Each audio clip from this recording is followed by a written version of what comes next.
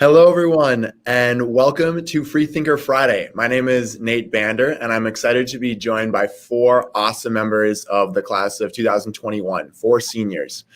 Today, we have Luke Shiley, Ayub Mahamood, Sana Punjani, and Izzy Kwam joining us. And what's really cool is that all of them started their MPA journey at a different time. So starting with Sana, who came to MPA in kindergarten, Izzy and Luke joined MPA in sixth grade, and Ayub came as a ninth grader. So I'm really excited to talk to all four of them, see about their diverse interest areas from soccer to track and field, debate, quiz bowl, all of the different things that I know folks are interested in here. We know first and foremost that this is not the senior year that these four or any of our other members of the class of 2021 have envisioned. COVID-19 has put the kibosh on any sort of a normal senior year, but I'm excited to hear from these four on how they're maintaining that semblance of normalcy, what kind of changes they've made, and we'll go from there. A quick note for all those who are joining us on Facebook. There is the chance to comment and leave questions, and we'll have the chance to see your responses and answer those. Lastly, as you can see, four of the five of us are here on campus. Ayub is in virtual learning and joining us from home. And the four of us who are on campus, we're all in separate rooms or offices, which is why we are not wearing masks. But as everyone knows, MPA is a mask mandated place. And so we'll go back to doing that and maintaining that safety in just a little bit. But for the purposes of our Freethinker Friday today, we are going unmasked by ourselves. All right. Well, knowing that we just have a limited time and about just under 30 minutes left to go, I want to jump in and get to know our class of 2021. So Izzy, we'll start with you, and I'm just going to put you on the spot here. And as you think about your classmates, and you've known them now, many of them since you were a middle schooler, what are a few words you would use to describe the class of 21? Tell me about the personality of the class. I would probably say engaged and supportive, because we all really like to get to know each other and talk to each other and have just like nice conversations. But we also really want to support each other because we all are very different. So we support each other with our activities, which I think is super nice. Yeah.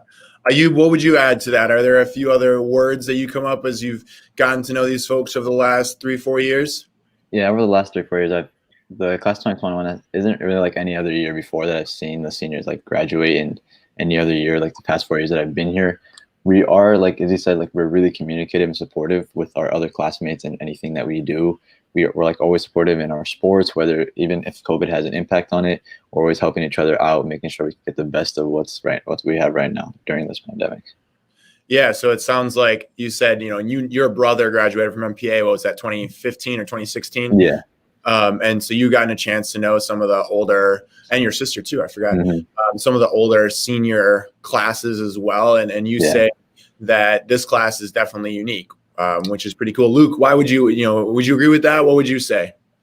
Yeah, they're right on the mark there. I think Izzy was right about being engaged. I think we're a very engaged class, both in the classroom and also in clubs, in activities, in music, drama, sports. I just think our class is really, I think, uniquely engaged, and it's kind of hard to phrase it, but there's almost a sort of positive competition where it's everyone's competing to be the best they can be, and other people are there supporting them. But it's kind of this kind of positive sort of work ethic and want to be there for your friends. Yeah, we talk a lot about that with prospective families, about this nature of collaboration versus competition, right? And some competition is good, but when you're trying to step over each other for GPAs and that kind of thing, then that competition becomes unhealthy. And in MPA, our culture, our philosophy is a lot more around that collaboration. But it sounds like there is some kind of that healthier side of the competition. So, Sana, what would you say when talking about your classmates, many of whom you've known since kindergarten? Yeah, I think that our class in particular, so I have a sister who graduated in 2017, and so I've been able to kind of observe their class and kind of contrast it with their own, and I found that ours are far more articulate and well spoken. I think that the healthy collaboration and competitiveness has kind of fostered that idea. I know that our grade is predominantly, it composes the debate team. A lot of them are strong speakers that are also engaged in speech. And I know that that kind of helps in classroom discussions. We kind of further accentuate that because our classroom discussions, they are about our activism outside of the classroom, and the clubs that we bring to that kind of aspect. And we kind of incorporate into the curriculum.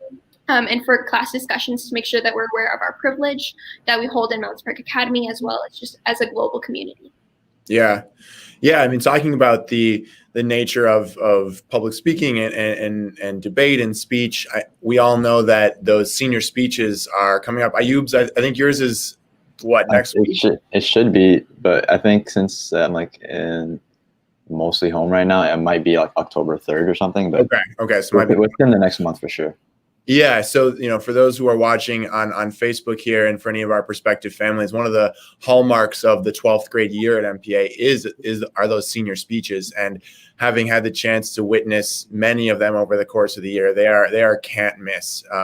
They're just excellent examples of students showing off how polished they are as public speakers and going deep into their loves, their passions, their interests. So switching gears a little bit, now that we've had a chance to connect with some of our seniors and get to know what that class is like, let's talk about life right now. So as we can see, we have some people on campus, we have some people at home.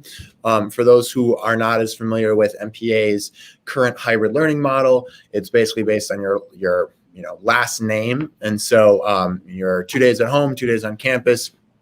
But it's very complex in addition to that. I mean, kids are at home, but then they're coming on for sports practices and stuff like that. So there's a lot of different layers to that. Talk a little bit about, and Luke, we'll start with you. What is it like splitting time on campus? It's different than years past. And it's also, it's a challenge sometimes to stay connected to each other. So what is it like on campus and how are you still staying connected to your classmates? Yeah, it's definitely a new reality, but my friends and I are definitely making a conscious effort to kind of remain connected. Thankfully, I have a lot of my friends in my kind of hybrid block. So when we do go to school, I do get to interact with them in the classroom and kind of in passing time a little bit. But I think one of the biggest things which has helped me stay connected is actually extracurriculars. So right now it's soccer season. I'm on the soccer team, and it's a great opportunity to kind of connect with people, meet new friends, and also, especially within the senior class, stay connected. Yeah. Izzy, what would you add to that? How are you able to stay connected and what's it like to be doing some hybrid learning in addition to on-campus learning? Well, this year is definitely different, and it is a little challenging going back and forth, but I think it's going well for the most part, and staying in touch, just basically what Luke said, extracurriculars. I'm also in soccer and cross country, so I get to see my classmates as well as students from other classes there, and clubs are still happening, which is helping a lot. They're meeting virtually, so you can stay in touch with your classmates that way too. Yeah. What's your experience been in terms of being able to stay connected to friends? Like Luke said, for his hybrid group, he has a lot of his friends there. But on the contrast, I don't really. But having to be able to play sports and having soccer as a way to connect with them every day, and like having that friendly contact and friendly relationship is really great. The hybrid system is really good in order to like prevent the spread of COVID and all that. And by us being in hybrid and having sports and having all these opportunities to connect with friends, it's just really amazing. Yeah. Well, we do hear the soccer theme being thrown around a lot here, and I love that this group has had a chance to participate in soccer, and with that no cup policy, folks, Izzy, for example, you're able to do a couple of different sports, and Ayub, I know that you took up soccer, when you came to MPA, and now you're a varsity starter, and so that's really great. Sana, I want to move on to the next question with you. as you think about your daily routine at school, everything from the temperature check on the way in to the hand sanitizer and all that kind of thing, tell me a little bit about some of the differences, some of the new add-ons this year that that COVID has precipitated here at MPA in your daily routine, whether it's getting to school at a different time or whatever it might be. Yeah, for sure. So last year I used to leave school I used to leave home around 7:30 to get to school around 8. But I signed up for a time slot that allows me to come at 7:30. So Okay. then I wake up at 7:10 and get to school, in which case I have to download the aux app. And so that checks the temperature and it asks a few questions about symptoms as well as the symptoms of those around you to make sure that you are not subconsciously knowing that you have COVID and entering the building and putting other children, faculty, and other members of the community at risk. And then we have a machine that checks your temperature and disposes hand sanitizer to make sure that proper precautions are being taken. Additionally, we have little stamps, not even stamps, but we have little postmarks on the floors that signal how far away you should be from other students, as well as during our free periods or during just times that children are in the hallway.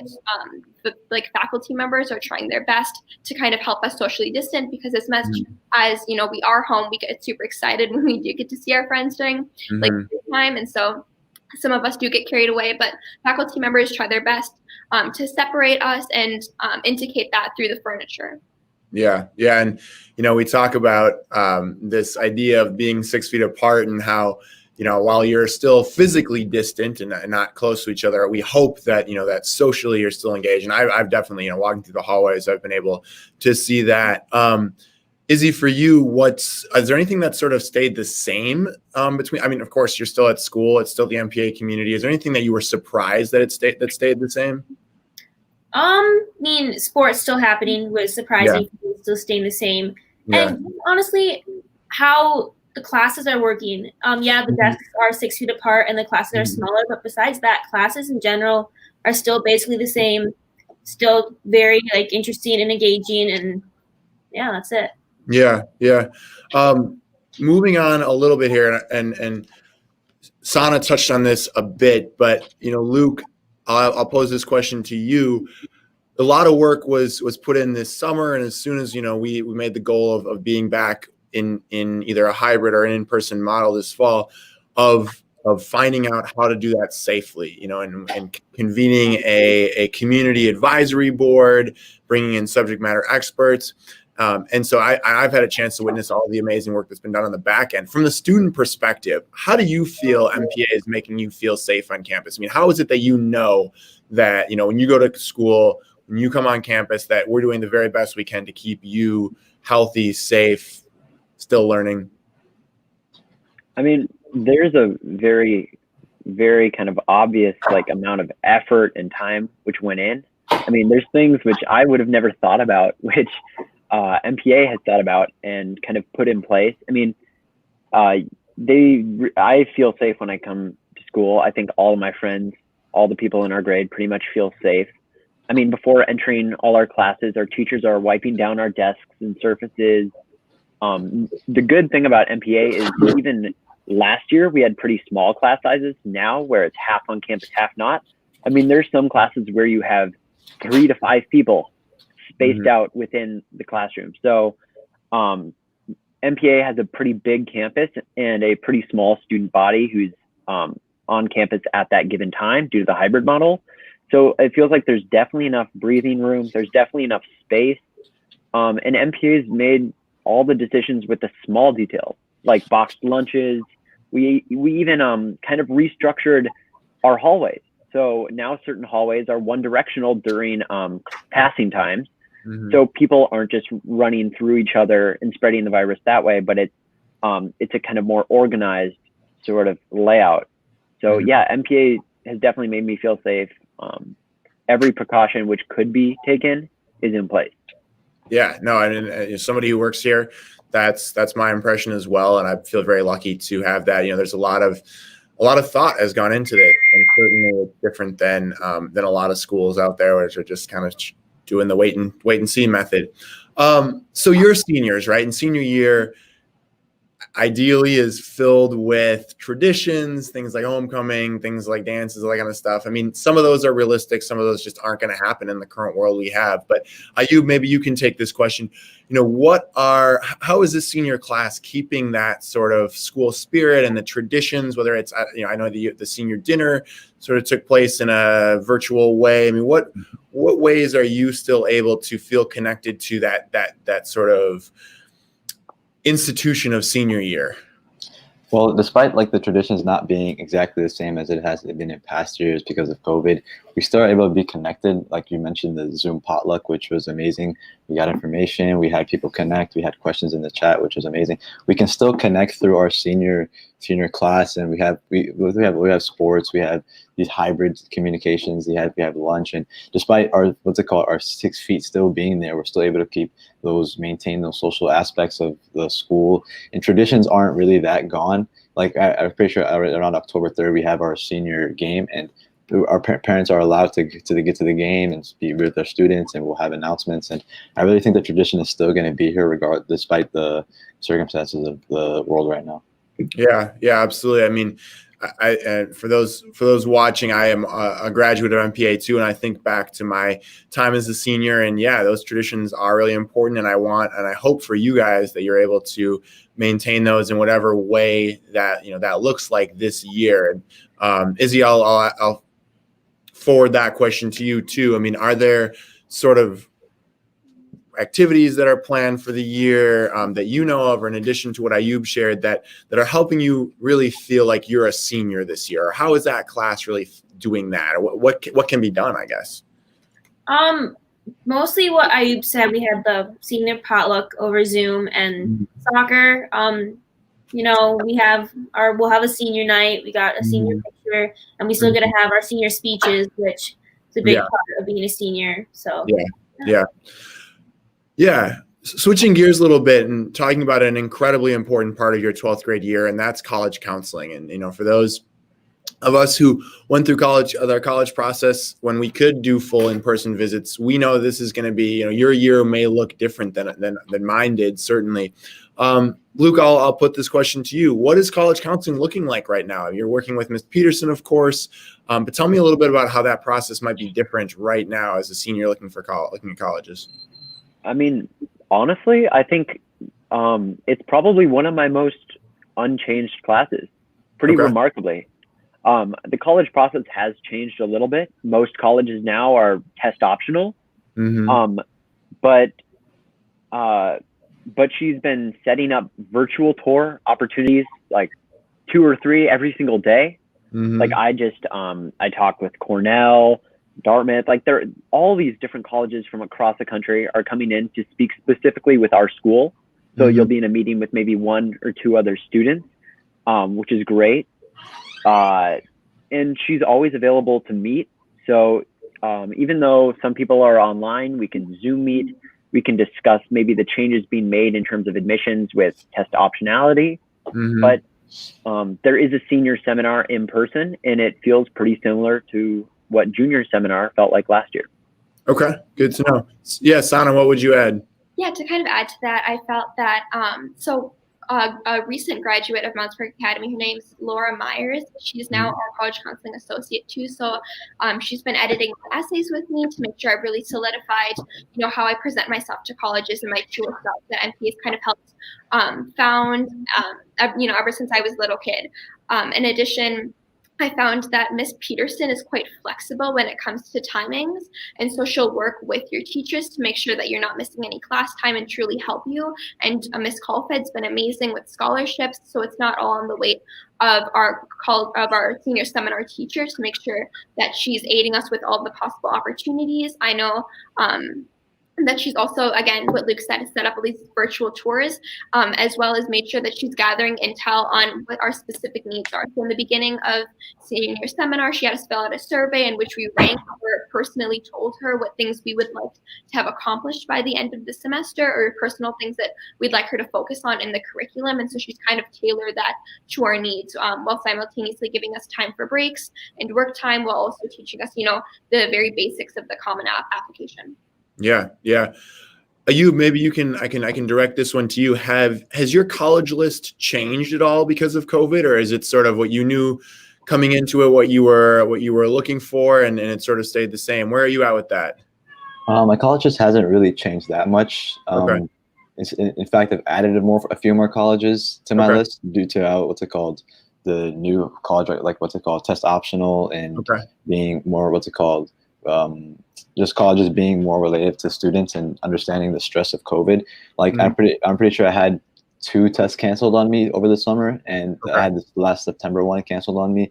So I Yeah. think colleges are really, really, really supportive of that. And there's even a place in Common App where you can write that section, like in a section where you can write and the struggles that we've been through to try to get an ACT or SAT test. And it's just Yeah. phenomenal how colleges are being really, really supportive of that, as well as Ms. Yeah. Peterson in the college process. Yeah. And Izzy, what about you? I know you were telling me your college list the other day at cross country practice. Was that changed as COVID kind of came on, or are you still sort of the same ones that you had been thinking about pre-COVID? I think it's mostly been the same. It hasn't changed much. Mhm. I think it has been because you can't actually visit the campuses Yeah. as easily anymore.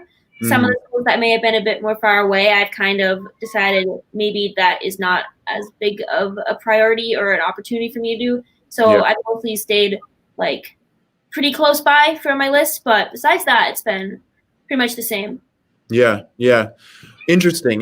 Well, certainly, folks who are tuning in a lot of times, are asking, what is it that makes MPA, such an amazing place? What makes MPA worth it? And hearing your experiences that the college process is still going on full steam ahead in spite of all the obstacles that are in place, I think really speaks to why MPA is worth it. You're really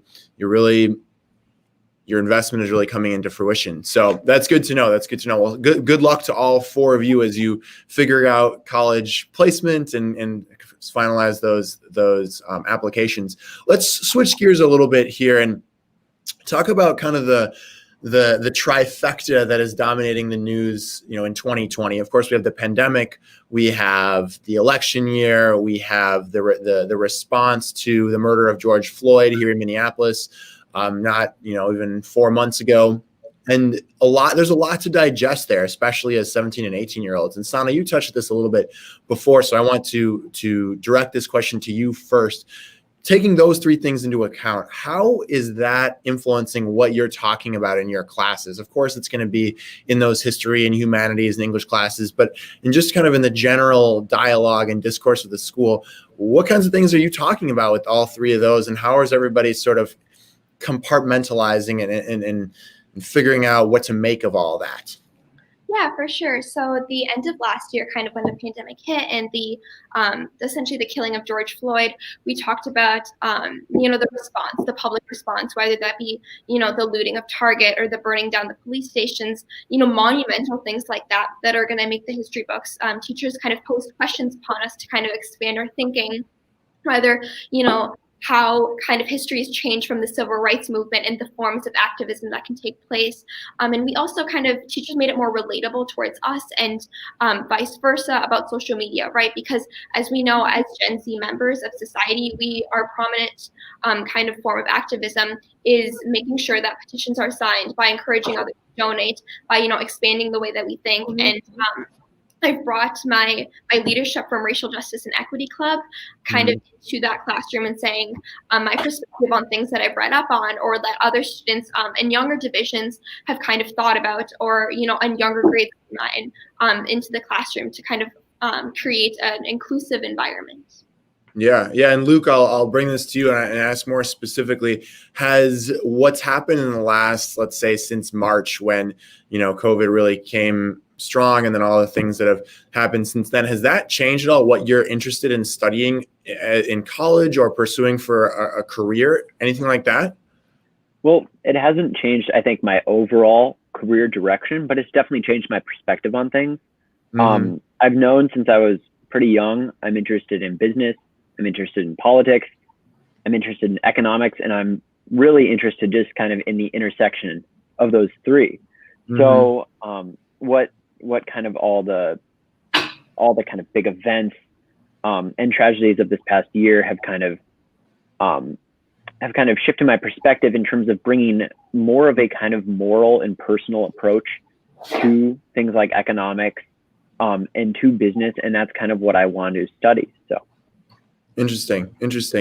Ayub, talk a little bit about what some of those class discussions have looked like, around really important things, around the elections, surrounding COVID. Is there class time dedicated to that right now? It's not necessarily 100% dedicated, but it's integrated into the class curriculum, so it doesn't need to be dedicated. It's within every part of the curriculum, every class. It's always somehow ingested into the class time. Like for example, like I was in Mr. Schwallen's class for fiction and literary adaptation, and we're talking about Ibrahim X. Kendi's book, How to Be an Anti-Racist, and he connects that to our book over the summer. We were homegoing, and we had to connect and find like the connections between the two books and what Ibrahim's actually trying to say and how to be an anti-racist. Like at this point in the world, with all these situations happening, it's not good enough just to be not racist, but you have to go a further step to stop these murders, to stop these discrimination and hatred and racist policies, and become an anti-racist, which is really Could I just build on that real quick? When Ayub was talking about kind of how it's been integrated into the curriculum, that's totally true. It's been integrated into our curriculum in terms of what books are we reading, but it's settled. It's not just that we're having a full-on, maybe like this is the day we're going to talk about this issue, and this is the day we're going to talk about the election, and this is the day we're going to talk about George Floyd. No, I think it's kind of an ongoing change and sort of an ongoing discussion in the upper school. Yeah. Sana, go ahead. Go ahead, Sana. To kind of add to that, we've also kind of expanded our thinking on a more global level. For example, my Spanish class, we had multiple class discussions about how we can relate, what's happening in South America to what's happening now in terms of, of murdering indigenous people or people of color that have been primarily targeted in a more systemic way through like election and things like that. So I found that we've not only kept it like to like America, but rather kind of thinking about how we can be leaders in the future, about how we can be more of what Shiley was saying, Luke was saying about how be political leaders kind of abroad too. Yeah. Interesting to hear. So as we're winding down here with just a minute or two left, I have one more question that I want to ask. And Izzy, I'll start with you. What are some of the things that you've gotten from your teachers, advice we'll say, that you've gotten from your teachers about making the best of this situation? And then Izzy, specifically as a cross-country captain, as someone who works with our younger students a lot, how are you passing on that advice to them? Well, from teachers, I think they understand that this is definitely going to be different and we have to adapt to that. So they're being really great. And they've mostly just told me, like, use this chance, like, to get to know other people. Because I have some people that I know pretty well in my section of the class, but I also have people who I, like, don't know as well and that I've gotten to meet through other classes. So that's been really nice. I've just been trying to expand my friend group, I guess. And at sports, I generally just try to lead by example, kind of try to stay positive and just be a good role model for them and hope they have the same attitude. Yeah, absolutely. Well, we're at 29 minutes here, and I want to be respectful of everyone's time. You guys are incredible representatives of the class of 21. So I want to thank you all for joining me and for sharing your perspective, knowing that your senior year is going to look different, and you'll have that, you'll have those memories for the rest of your life, but you'll also have that closeness of going through all of this together. And so for those who are viewing on Facebook, thank you so much for being a part of this and giving us an audience to share and show off these wonderful folks. And I really appreciate that. So on behalf of everybody at MPA, thanks for another great Freethinker Friday, and we will see you next month. Bye, everybody.